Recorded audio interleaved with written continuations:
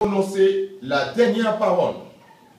Si vous vous rappelez bien de Jésus-Christ à la croix, c'est lui qui a porté la parole autour de cette parole. Mais aujourd'hui, le sort tombe dessus. Il va prendre la parole devant vous. Il ne vous connaît pas. Demande à Dieu qu'il lui donne une parole pour vous. Une parole qui sauve, une parole qui bénit, une parole qui sanctifie, une parole qui vivifie et surtout une parole qui change. Serviteurs, nous sommes très contents de te recevoir dans les murs de l'église Sinaï. Sens-toi à l'aise pour pouvoir délivrer la parole de Dieu. Mes chers amis, je vous demande, avec une main d'applaudissement, de recevoir la famille Gaspard et surtout en la personne du frère Bertoli Gaspard.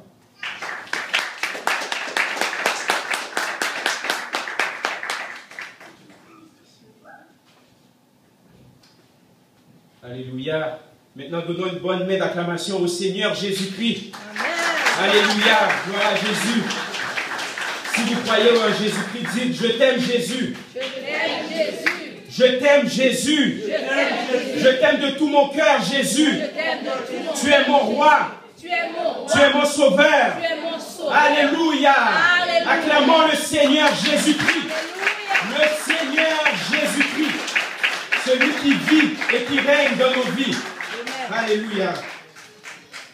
Donc, dans un premier temps, j'aimerais saluer toute l'Église. Tout le plaisir est pour moi de vous proclamer la parole de Dieu, une parole qui vient directement du Seigneur Jésus-Christ.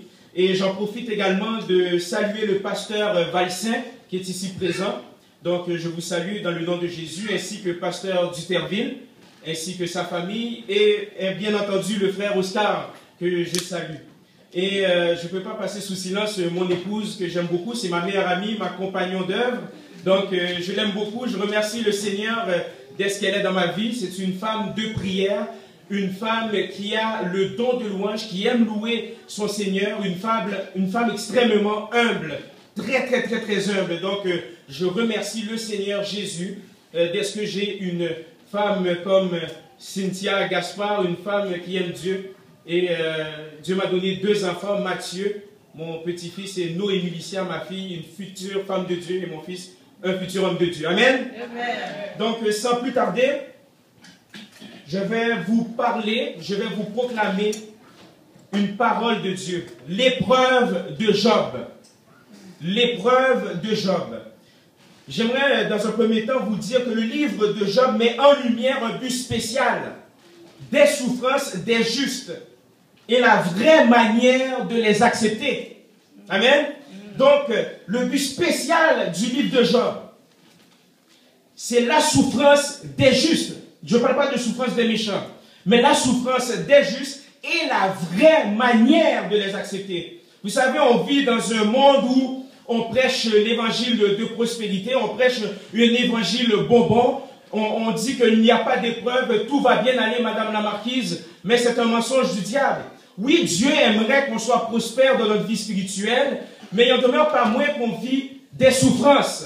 Et Dieu nous a donné dans sa parole les manières d'accepter ces souffrances. Amen. Et ce n'est pas un évangile populaire, je suis conscient. Mais il faille le proclamer. C'est urgent. Il faut prêcher l'évangile. Il faut prêcher tout ce que la Bible mentionne pour nos âmes. Amen. Amen. Et certains érudits vont dire que le livre de Job est simplement un joyau littéraire et simplement un livre poétique.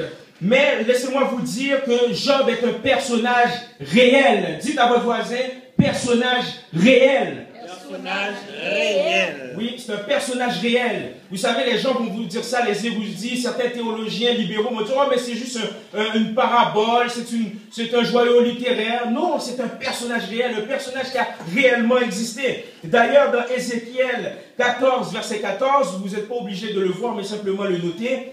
Le livre en fait mention, on parle de Noé, de Daniel ainsi que de Job. Dans le Nouveau Testament, on en fait état dans Jacques 5, verset 11.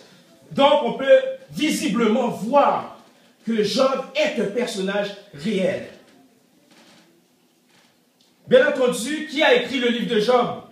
C'est un auteur inconnu. Donc, parce qu'à l'époque, vous allez comprendre qu'il n'existait pas de droit d'auteur comme aujourd'hui. Donc, on peut voir que l'auteur était connu. Par contre, la tradition évangélique vont relier l'auteur à Moïse ou bien Salomon.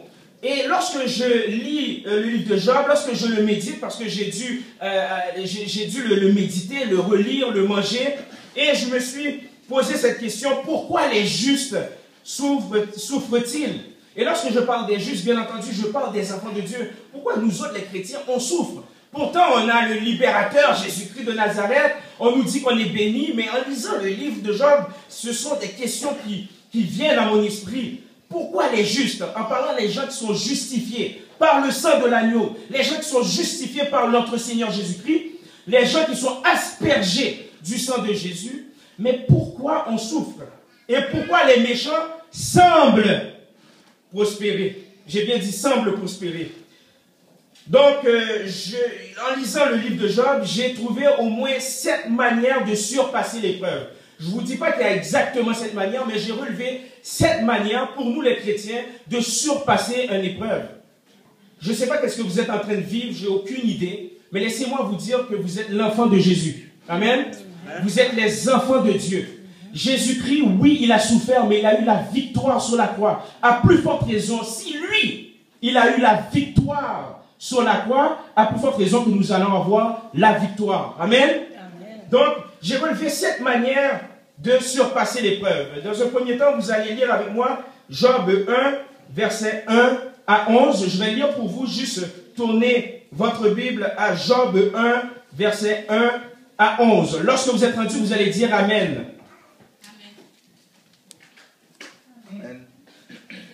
Donc, je peux croire que les gens qui ont dit Amen rapidement, ils ont cherché ça dans leur iPhone et dans leur téléphone intelligent. On a le papier. Ah. Gloire à Dieu. Donc, je lis pour vous. Il y avait dans le pays d'Uz un homme qui s'appelait Job. Et cet homme était intègre et droit. Il craignait Dieu et se détournait du mal. Il lui naquit 7 fils et 3 filles. Il possédait 7000 brebis, 3000 chameaux, 500 paires de bœufs, 500 ânesses et un grand nombre de serviteurs. On peut voir que Job était un serviteur qui vivait dans l'opulence. Et cet homme était le plus considérable de tous les fils de l'Orient. Ses fils allaient les uns chez les autres et donnaient tour à tour un festin. Ils invitaient leurs 3 sœurs à manger et à boire avec eux. Et quand les jours de festin étaient passés, Job appelait et sanctifiait ses fils. Puis il se levait de bon matin et offrait pour chacun d'eux un holocauste. Car Job disait, « Peut-être mes fils ont-ils péché?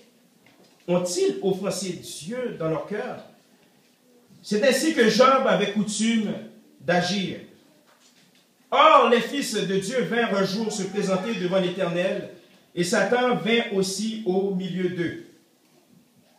L'Éternel dit à Satan, « D'où viens-tu? » Et Satan répondit à l'Éternel, « De parcourir la terre et de me promener. » L'Éternel dit à Satan, « As-tu remarqué mon serviteur Job?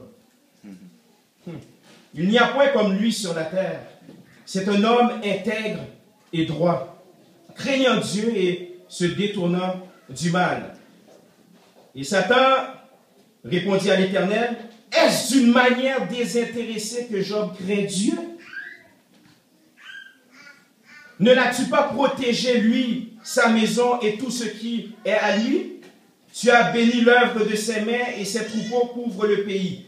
Mais étends ta main, touche à ce qui lui appartient, et je suis sûr qu'il te maudit en face. » L'Éternel dit à Satan, « Voici tout ce qui lui appartient. Je te le livre. Seulement, ne porte pas la main sur lui. » Et Satan se retira devant la face de l'Éternel, parole du Seigneur. Amen. Donc, le chrétien doit pas seulement passer l'épreuve, mais doit surpasser l'épreuve. Amen. Amen. Le chrétien doit pas simplement passer l'épreuve, mais doit surpasser l'épreuve. En premier lieu, Job s'est humilié devant la majesté divine. Vous savez, après que ce qui est arrivé, il a vécu des moments difficiles, Satan l'a frappé. Mais, dans un premier temps, Job s'est humilié devant la majesté divine. Je lis pour vous Job 1, verset 20-21. Alors Job se leva, déchira son manteau et se rasa la tête. Puis se jetant par terre, il se prosterna et dit, je suis sorti nu du sein de ma mère et nu je retournerai dans le sein de la terre.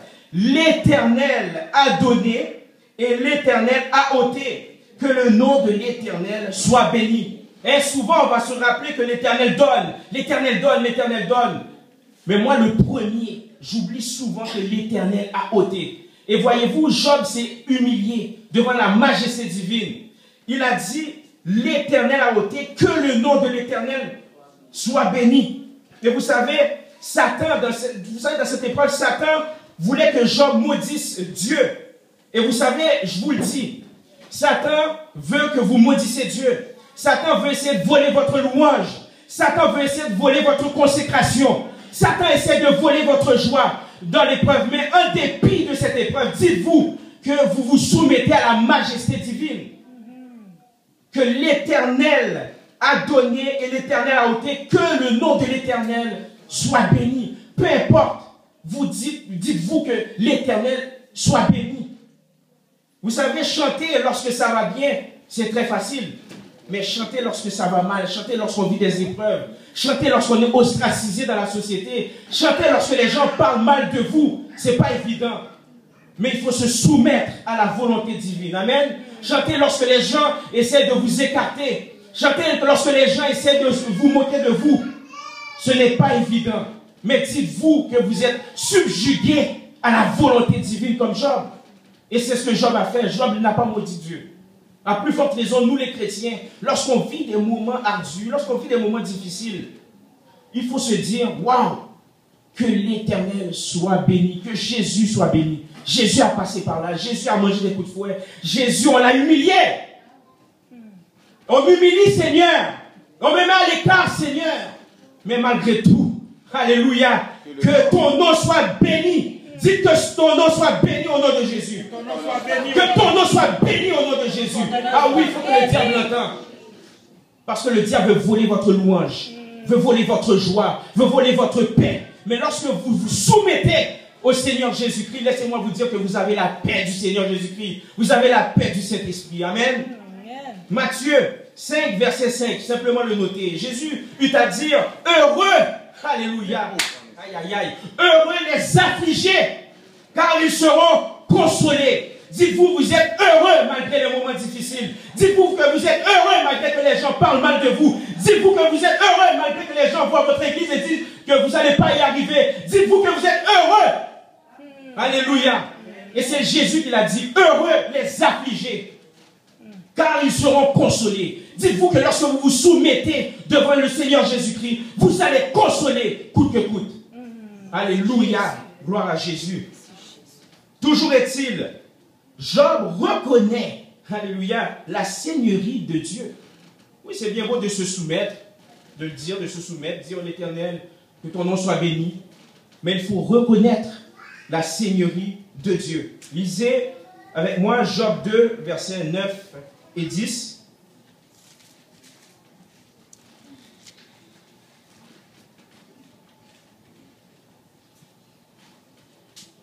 Je lis pour vous.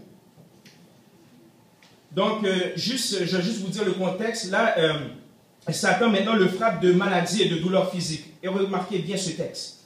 Sa femme lui dit, tu demeures ferme dans ton intégrité. Maudit Dieu et meurs. Mais Job lui répondit, tu parles comme une femme insensée. Quoi, nous recevons de Dieu le bien et nous ne recevons pas aussi le mal? Ah, qui dit ça aujourd'hui?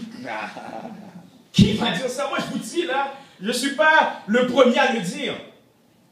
Je vais souvent dire, on reçoit le bien de Dieu. On veut souvent la main de Dieu, hein, vous savez, la main de Dieu. Mais on oublie qu'il y a le mal. Nous ne recevrons pas aussi le mal.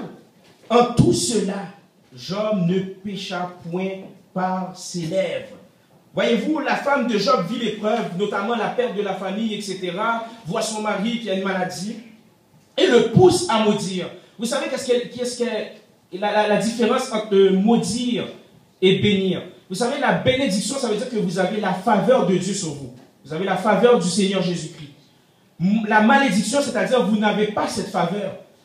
Donc l'ennemi, l'adversaire de notre âme, aimerait qu'on n'a pas la faveur de Dieu sur notre vie. Lorsqu'on maudit Dieu, c'est-à-dire qu'on se retire de sa présence. Est-ce que vous êtes là? On se retire de sa présence. Et en se retirant de la présence du Seigneur Jésus-Christ, en se retirant de la présence de Dieu, eh bien la faveur, c'est-à-dire la bénédiction de Dieu n'est pas sur nous. Est-ce que vous comprenez? Voilà, vous voyez comment l'ennemi est astucieux. L'ennemi passe maintenant par son épouse pour lui dire de maudire Dieu. C'est pas sans raison que Job a dit quoi? Parce que lui, il sait que hey, j'ai besoin de la faveur de Dieu pour passer cette épreuve. Quoi? J'ai besoin de la main de Dieu pour m'aider à traverser cette adversité. Mais non. Nous recevons de Dieu le bien et nous ne recevons pas aussi le mal. Et voyez-vous, en tout cela, Job ne pécha point. Et qu'est-ce qui m'attire dans le texte? À partir du verset 10b, nous recevons de Dieu le bien et nous ne recevons pas aussi le mal. C'est-à-dire, dites-vous, lorsque vous êtes dans l'adversité, peuple de Dieu, dans le bonheur, alléluia, et dans le malheur, Dieu est Dieu.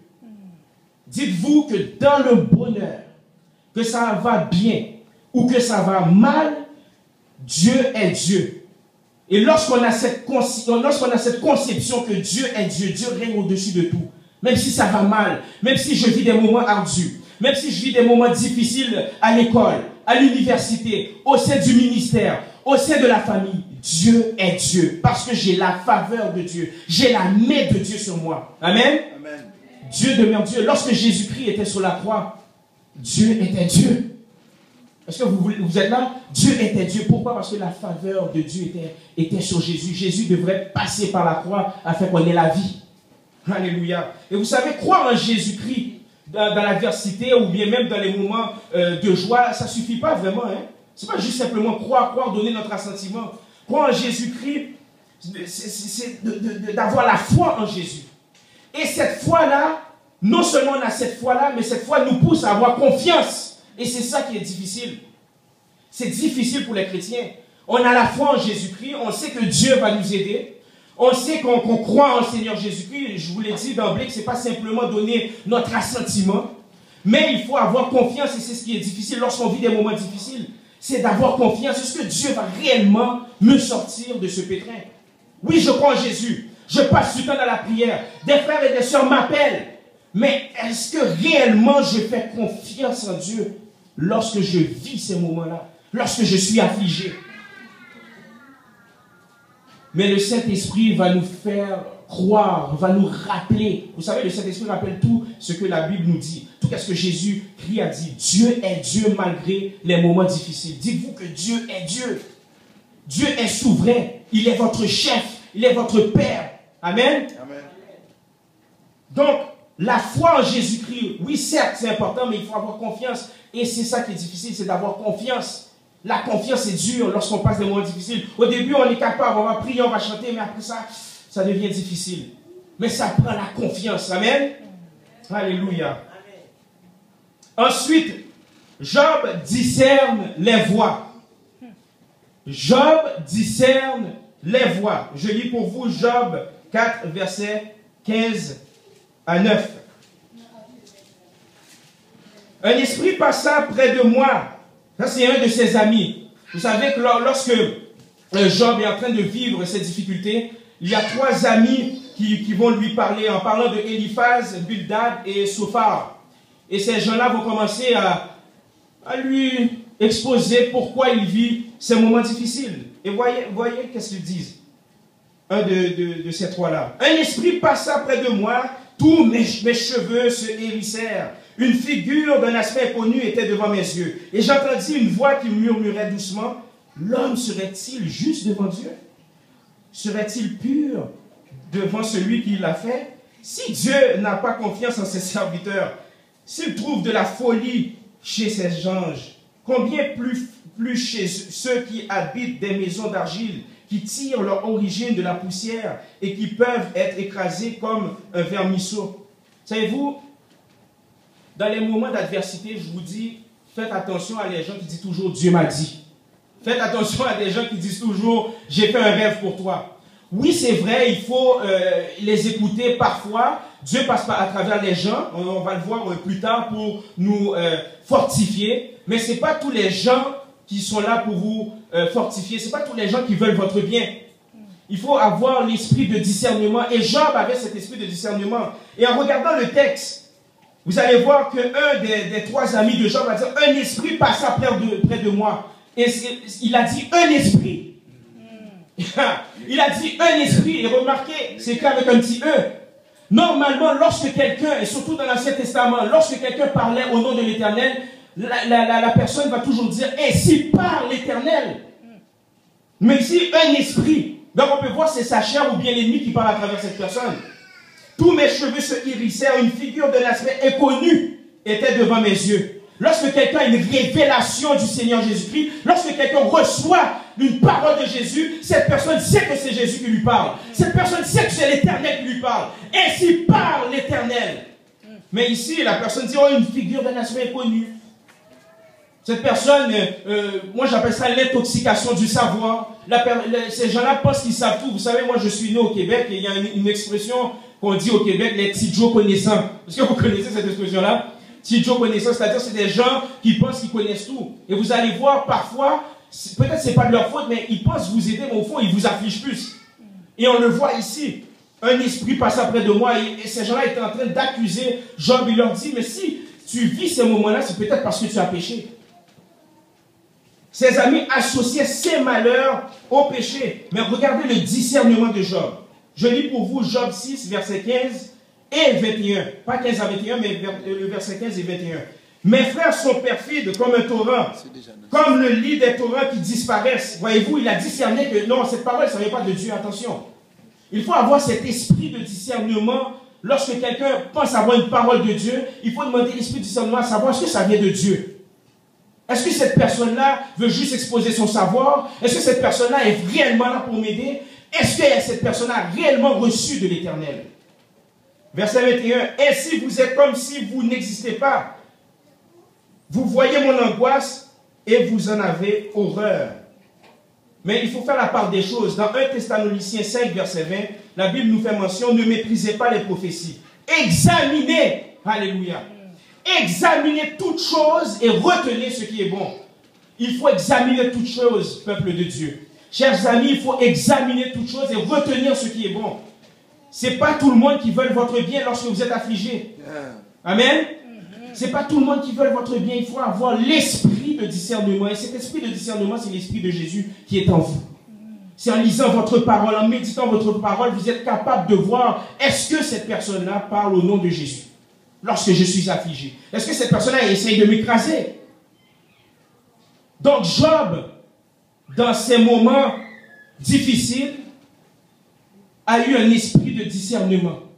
Il a su voir que ses amis n'étaient pas là pour son bien. Amen. Néanmoins, Job croit en Dieu jusqu'à la mort. Et ça, c'est un verset... Moi, je vous dis, quand j'ai lu ce verset-là, j'ai sauté. Parce que j'ai déjà... Vous savez, je ne sais pas si vous êtes comme moi, on lit notre parole, on lit notre Bible, mais parfois, quand on relit le même passage, c'est comme si on n'a jamais vu ce verset-là. On dit, mais pourquoi je n'ai pas prêté attention à ce verset? Lisez Job 13, verset 15. On va le lire ensemble. J'aimerais réellement que vous le lisiez ensemble. Job 13, verset 15.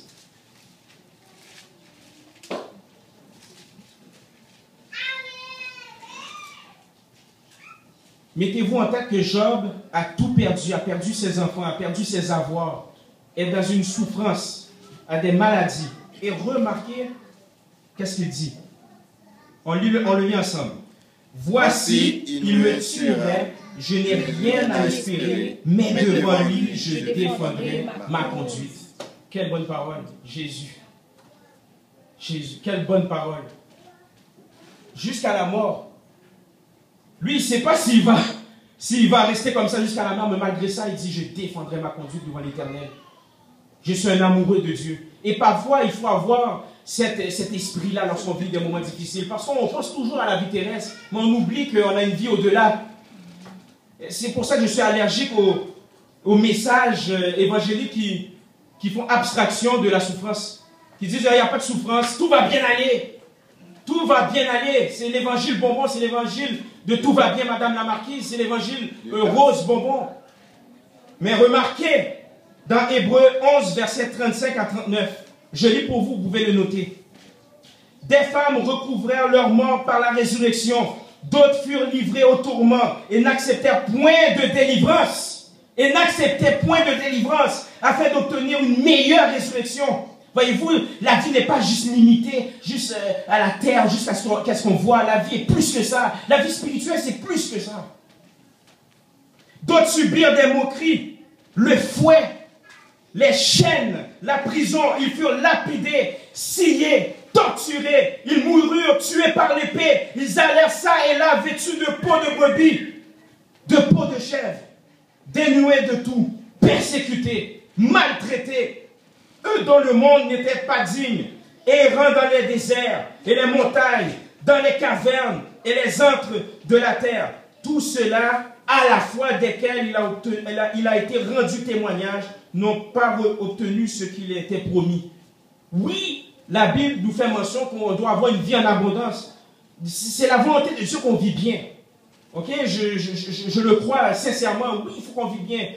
Mais lorsqu'on vit bien dans notre vie spirituelle, il ne faut pas oublier qu'il faut passer à travers des souffrances. Amen. Amen. La souffrance existe. La souffrance existe. Et tous les anciens prophètes de l'Ancien Testament, ils ont été ostracisés. On les a maltraités. Ils étaient comme le parti d'opposition, si vous me permettez l'expression, yes, au roi. Yes. Les peuples les lapidaires. Il y a une tradition théologique qui dit que Isaïe, le prophète Isaïe a été scié en deux par le roi Manassé. Est-ce que vous êtes là? Jean-Baptiste qui prêchait, repentez-vous, repentez-vous, qui aimait Dieu, qui avait une joie dans sa prédication, a été maltraité. Jésus-Christ a été maltraité. Les apôtres ont été maltraités. Les pères de l'Église ont été maltraités. Les chrétiens aujourd'hui qui vivent dans des pays communistes, qui vivent dans des pays où ils n'ont pas la liberté religieuse, sont encore maltraités. Mais par-dessous tout, ils ont une joie. Amen. Amen. Ils ont Jésus qui les aide à passer à travers, même jusqu'à la mort. Alléluia, il y a même une chanson qui le dit, jusqu'à la mort. Il faut qu'on change de mentalité, amen. On doit changer notre conception de l'évangile. C'est impératif, il faut absolument avoir l'esprit de discernement, à savoir que oui, je vis une vie d'abondance, je crois ça. Oui, on vit une vie de bénédiction. Vous savez, la bénédiction, c'est un être, ce n'est pas nécessairement ce que vous avez. Ce n'est pas nécessairement ce que vous avez. Il y a beaucoup de monde qui ont des biens matériels, mais est-ce qu'ils sont bénis pour autant? Non, la bénédiction, c'est un être. Alléluia. Dans sa réponse, Job est ferme en son Dieu. Alléluia. Dans sa réponse, Job est ferme en son Dieu. Job 17, verset 9. Je lis pour vous. Le juste, néanmoins, demeure ferme dans sa voie. Celui qui a les mains pures se fortifie de plus en plus. Lorsqu'on est en Jésus, face à l'adversité, vous demeurez ferme. Il faut absolument demeurer ferme dans notre foi. Amen. Oui, c'est dur.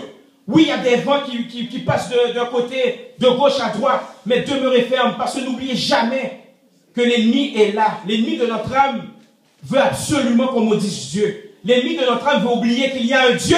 L'ennemi de notre âme veut oublier qu'il y a le Seigneur Jésus qui prend soin de nous. L'ennemi de notre âme veut voler notre joie, voler notre paix. Mais par-dessus tout, il faut demeurer ferme. Et Job devrait rester juste et devrait rester ferme. Et s'il parvenait, il sortirait plus fort. Vous savez, lorsqu'il y a des épreuves, c'est pour qu'on sorte plus fort. Amen. C'est pour qu'on passe à une autre dimension spirituelle.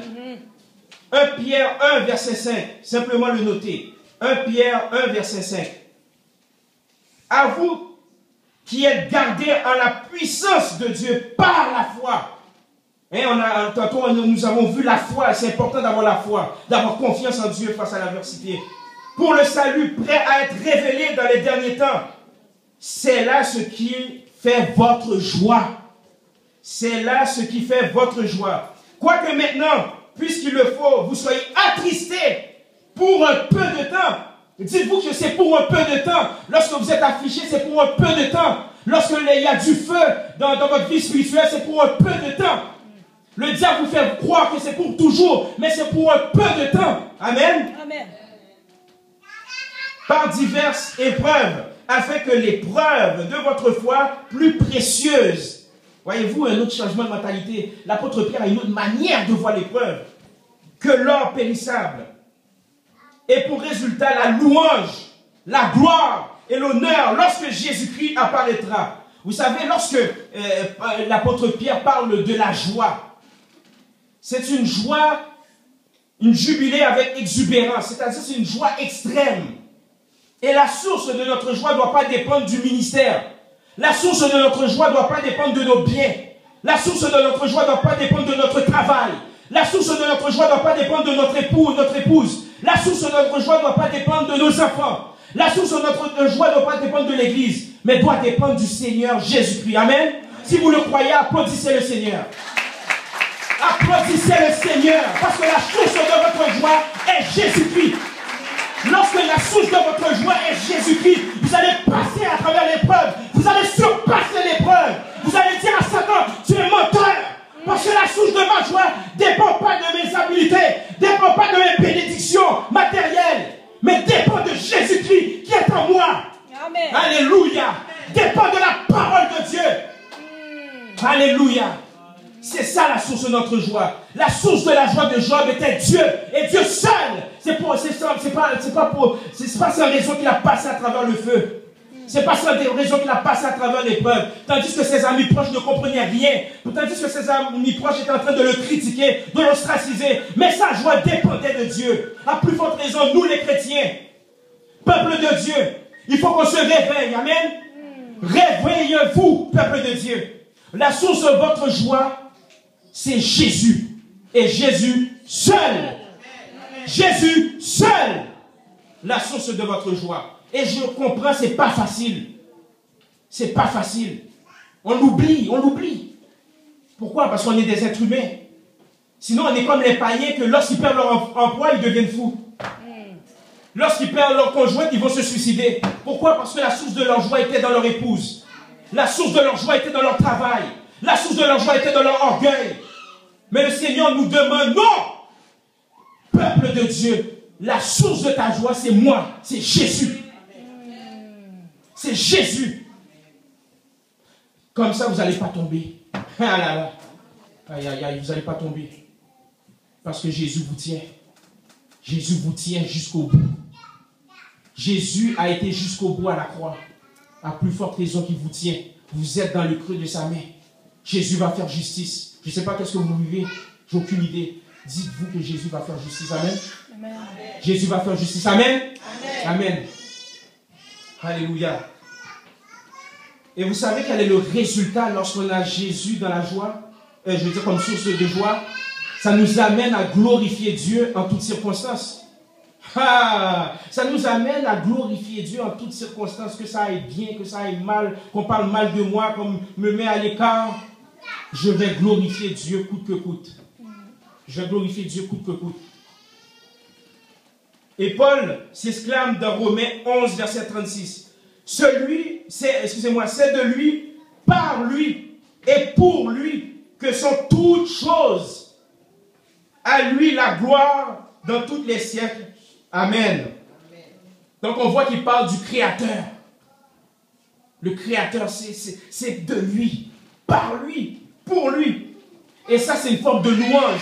Et vous savez que lorsqu'on loue le Seigneur dans l'adversité, la joie de Jésus est là et on rentre dans son repos. Et lorsqu'on rentre dans ce repos, eh bien, ça retourne en joie. Est-ce que vous êtes là? On est dans le repos. Oui, c'est difficile. Oui, je pleure parfois. Parfois, je vais me plaindre. Mais n'oubliez jamais que la source de votre joie, c'est Jésus. Jésus seul. Et vous allez avoir un repos spirituel. Vous allez être confiant. Vous allez avoir de l'hardiesse. Et l'ennemi va trembler. Amen. Maintenant, Job se fait réprimander. Il n'est pas parfait. Job 33, versets 13 et 16. C'est un jeune homme qui s'appelle Élihu. Il y a eu les 3 amis de Job qui lui ont parlé, qui l'ont vraiment affligé par leurs paroles. Et il y a un autre jeune homme qui rentre en scène. Il se nomme Élihu. C'est un nouveau participant qui prit part au débat. Et voici qu'est-ce qu'il dit. Veux-tu donc disputer avec lui parce qu'il ne rend aucun compte de ses actes? Dieu parle cependant tantôt d'une manière, tantôt d'une autre. Et l'on n'y prend point garde. Et c'est ça le problème. Job n'a pas pris garde à ça. Et parfois dans l'adversité, on oublie que, qui vous dit que c'est la volonté de Dieu que vous passez par là? Il y a des gens qui ont perdu leur emploi et ils sont vraiment tristes. Ils sont en train de littéralement être en panique. Mais qui vous dit que Dieu a permis ça pour avoir quelque chose de meilleur? Peut-être il y aurait eu un accident. Je ne sais pas si vous vous rappelez du 11 septembre. Il y a des gens qui étaient en retard pour aller travailler.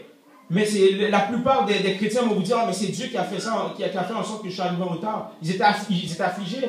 Je peux perdre mon emploi, mais Dieu a permis de les préserver. Parfois, il faut avoir une autre mentalité. Et vous savez, oui, dans votre adversité, parfois, il va y avoir des gens qui vont vous troubler, mais il va toujours y avoir des gens qui vont vous parler réellement, qui veulent votre bien. Vous voyez l'équilibre? Est-ce que vous êtes là, vous voyez l'équilibre? Il y a des gens, leur but c'est montrer leur savoir, leur but c'est vous écraser, mais il y en a d'autres, leur but c'est votre bien. Et ils vont vous dire la vérité. Et la Bible nous fait mention que le Saint-Esprit nous corrige, et ça on l'oublie. Et Job s'est fait réprimander. Et finalement, Job se repent. J'aimerais que vous tournez avec moi dans Job 42, versets 1 à 6. Et je termine.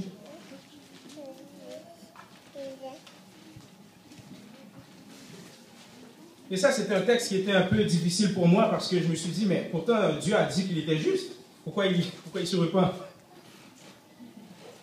Nous allons lire Job 42, 1 à 6. Job répondit à l'Éternel et dit, je reconnais que tu peux tout. Juste avant de lire ce passage, lorsque les amis lui ont parlé, après ça c'était Élihu, l'Éternel va rentrer en scène et l'Éternel va lui répondre. Et je n'ai pas le temps de le voir avec vous parce que c'est très long, mais l'Éternel va commencer à le répondre, mais durement.